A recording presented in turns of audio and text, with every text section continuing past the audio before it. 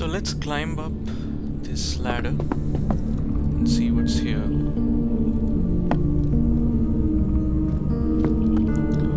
So there seems to be a chamber here with a mortar. Now this mortar was used by Kai when she was grappling with the question of what the shape of the moon is. We know that the moon looks circular when you look at it directly, but is it circular like a flat disk, or is it circular like a sphere? The way Kai resolved this question for herself is she built this model in which the sun represents the bulb. The bulb represents the sun, and these are the two hypotheses that are being pitted against one another.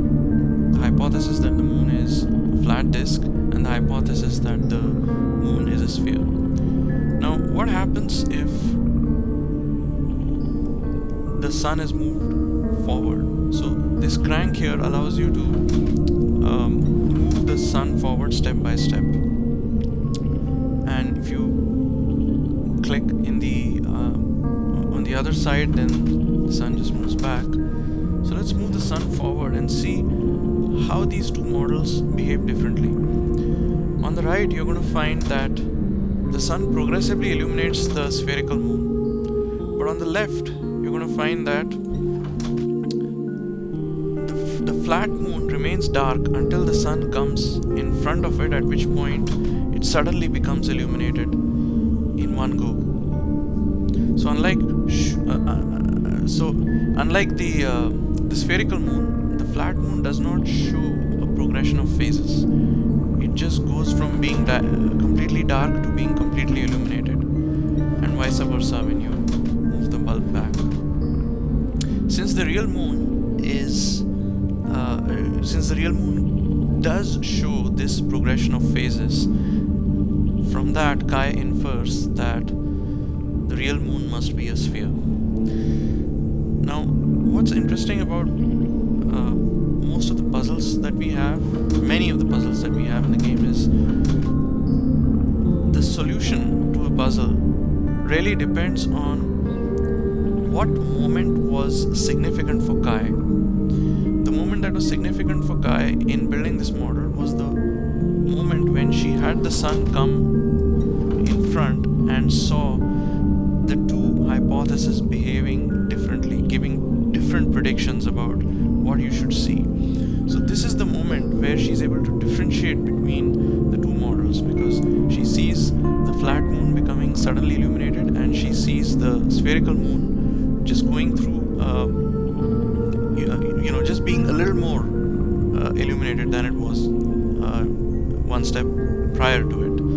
So in this configuration, she has that insight that the real moon cannot be a disk, because the real moon does not show this kind of an abrupt transition from being completely dark to being completely illuminated. And so it is in this configuration of the model that this drawer would open, and only in this configuration. So there's about 2 or 3 positions in which the bulb can be, which is right just around this boundary where the flat moon is going from being completely dark to being completely illuminated. And this behavior is actually disproved by real observations. So this behavior actually helps Kai decide that the real moon must be a sphere. And so this is a significant location for the sun to help differentiate between the two hypotheses. And so if I try to open the drawer here, it's going to open. First, let me move the sun back and show you that if I try to open the drawer here, it doesn't open. But if I move the sun at one of these significant positions which helps Kai differentiate between the two hypotheses, and if I click the drawer, then it opens. Now, in addition to opening, it gives a clue to the next puzzle. It says block this constellation with the sun upstairs. So when you go upstairs, you're going to probably find one of this constellation that's shown here, and you have to block it with the sun upstairs. The The other thing is that happens when you solve this puzzle is you can see the output light has turned on, so now electricity is being passed through this output wire, goes here. It seems to have turned on the tube light, as well as it seems to be going up through this hole. So again, there's a ladder here, and what we're going to do shortly is we're going to have this ladder fall down after this puzzle is solved. Otherwise, players might just go up to the next floor without solving this puzzle, and there's going to be some confusion because of that, because the puzzles have to be solved in order. So coming up, then we find the next journal fragment, which seems to talk about the puzzle that you're going to be solving here. It continues the story forward, but it talks about the phases of the moon. It also talks about the zodiac. So let me also show you that in the previous fragment. So by the way, once you pick up 4 or 5 fragments, all of them are concatenated together here. So I could just keep flipping back and go to the previous fragment, and you can see that in the previous fragment there was a hint saying that the setting where the sun's light barely hits the flat moon but still lights it all uniformly, there's something significant about this setting. And what's significant about it is it helps Kai differentiate between the two hypotheses, but as far as gameplay is concerned, it's the setting in which the drawer opens, and it doesn't open in any other setting. So let's see what hint we have for the puzzle in this room. So this highlighted section here talks about the zodiac constellations, which are shown here, and one of them, which is Gemini, is the one that's significant, because remember the clue said you need to block this constellation with the sun. And so what she's written here is she painted the 12 zodiac constellations around the room, and the combination to drop the ladder is now the constellations that are blocked by the moon in each moon phase shown on the dials. So if you look around this room, you'll find that there are 12 constellations that she has drawn all around the walls, and those are the 12 zodiac constellations. And in the center of the room is a chair. If you sit on the chair and you move the crank, the chair rotates around. But when the moon or the sun is directly in front of you, you'll see that this light, which represents the moon here, turns green. What that means is you can lock the moon to move with you now. Okay, so if I turn off this lock, now the moon's not going to move with you. You're going to move just by yourself. And when the sun comes right in front of you, here you see the sun lock turning green, so you can lock the sun to move with you. And in fact, that's what we need to do according to the clue that you got from the previous puzzle. You need to block this constellation with the sun. So let's do that. Let's put the sun in front of Gemini and then close the lock, because that's what we were given a hint to do. So what do we have to do in this room? Having blocked the constellation Gemini with the sun, what have we really achieved? The journal talked about this lock, which is showing 4 different phases of the moon here. This is the new moon, this is the full moon, and these are the 2 half moons or quarter moons. And in each of these 4 rings, the 12 zodiac constellations have been drawn. So what you need to do is to put the sun in the Gemini constellation, which we already have, and then see which constellation should the moon be put in order to show these 4 phases.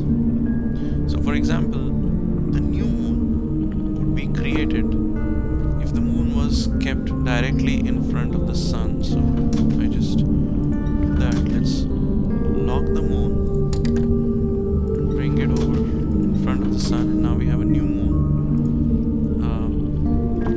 So the new moon constellation would have the moon also be be the new moon phase would have the moon also be in front of the constellation Gemini, because that's where the sun is. Now, where would the moon be? Where would the moon show? Where would the moon be in a quarter phase or in a half moon phase? Let's check that. So let's move the moon around. Now we've gone a little bit beyond half illumination. So this is the point where the moon is illuminated exactly to show a half moon. So this is the constellation we need to keep in mind for this particular phase. So let's do that. So we are in Gemini. 1, 2, 3. So this is the constellation in which the moon shows this particular phase. Next, let's move the moon around more and see when it becomes full. It seems to have almost become full now. Now it seems to have become exactly full, because if we go beyond this, you see it starts getting dark here. So this is the constellation that's important as far as showing a full moon is concerned. So let's go back there to the log and show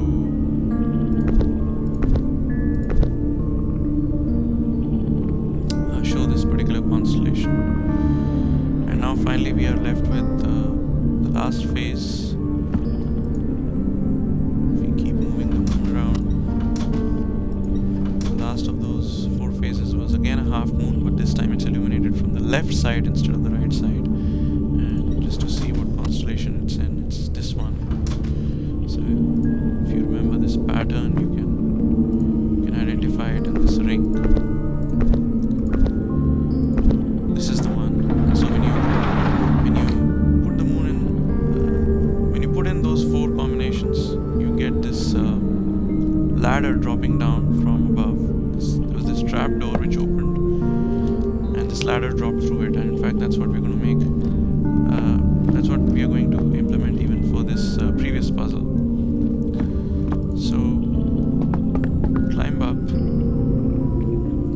and you get the next fragment, and it looks like there's another model here. This looks like the sun, this is the earth, this is the moon, and this system of gears appears to be controlling something. If you just walk here, you'll see that there seem to be a couple of exits, both of which are blocked. So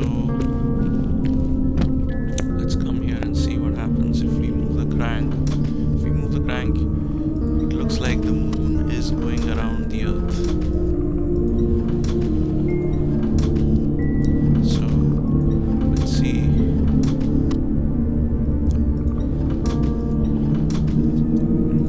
The journal. So now this is the fragment that we just picked up. The highlighted section here says, so now by turning the crank we can make both eclipses. That is both lunar eclipse and a solar eclipse. In a solar eclipse, the moon is casting its shadow on the earth, and in a lunar eclipse, the earth is casting its shadow on the moon, and each opens one of the 2 doors. So the 2 exits that we saw are opened by the 2 eclipses. So let's first do a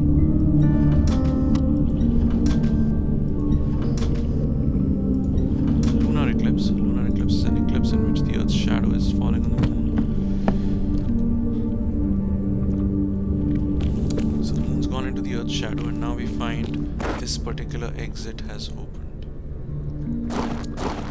What would have happened if we had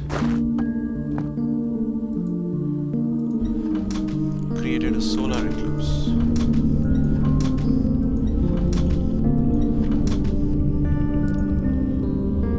Let's go and see. So now that exit is blocked again. If you look at the other exit, it's opened. And the way it's happening is there's this circular plate which is rotating. It has an opening, and that those gears are actually rotating this disk and an identical disk on the other side, outside the other exit. And it's only in those two configurations, when you configure a lunar eclipse or a solar eclipse, do these holes come and align with the doors, opening the doors. Now there's nothing you can do here. It looks like there's a deep there's a cliff here, and you can't really get to what seems to be a zip line here on the other side. So let's try the other exit, which is what we had created earlier, the lunar eclipse configuration.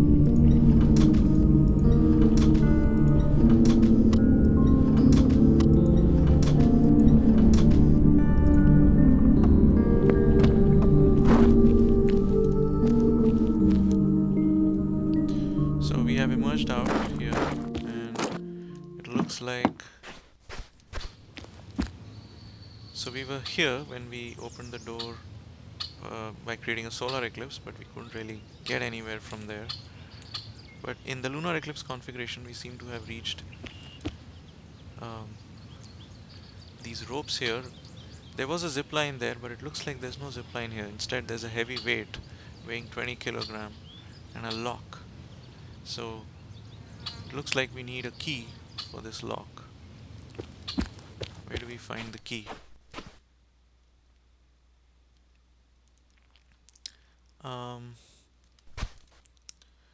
There seems to be some mechanism here for so this is actually a mechanism for rotating this bridge. Now we don't have the crank that's needed to rotate it right now, but if we once the players reach the second island, they would get a crank from there, which they can actually put in here, plug in here, and you'll find this bridge actually rotate around this pivot and connect to the other side. So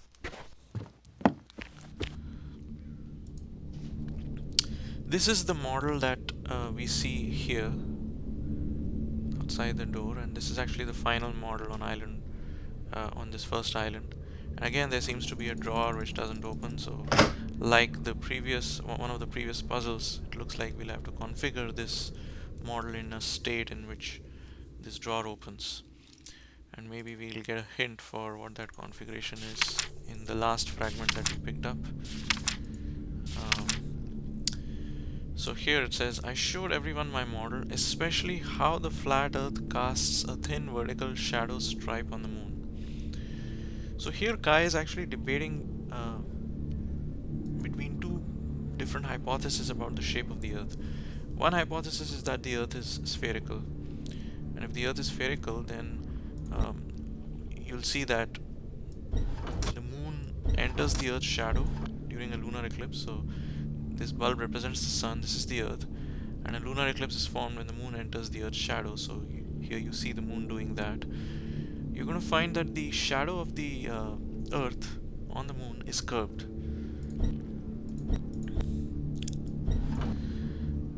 But if the earth was not spherical, if instead if it had been flat like this, I can rotate this to show that it's a flat circular disk. If it was flat like that, then when it's in this configuration, then also when the moon is moving into the earth's shadow, you would see a curved shadow on the moon.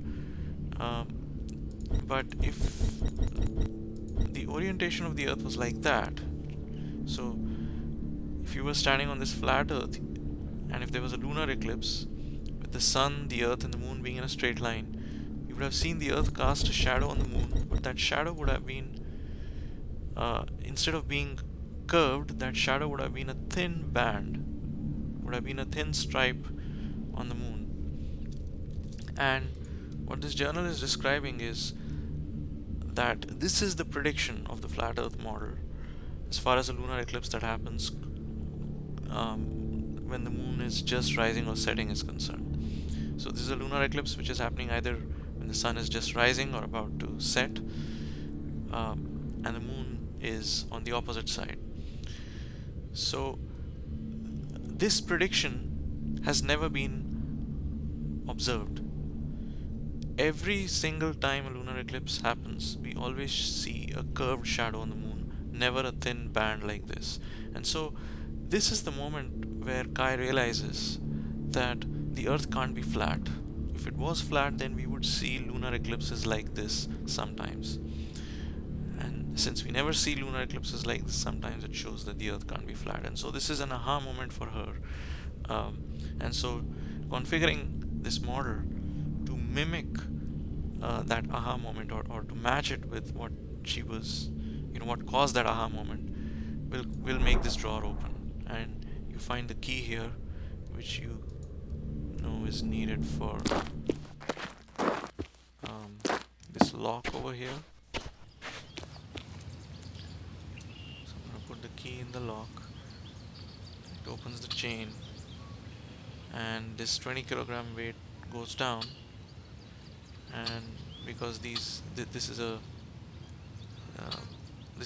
rope that is circular in some sense, the zip line comes up.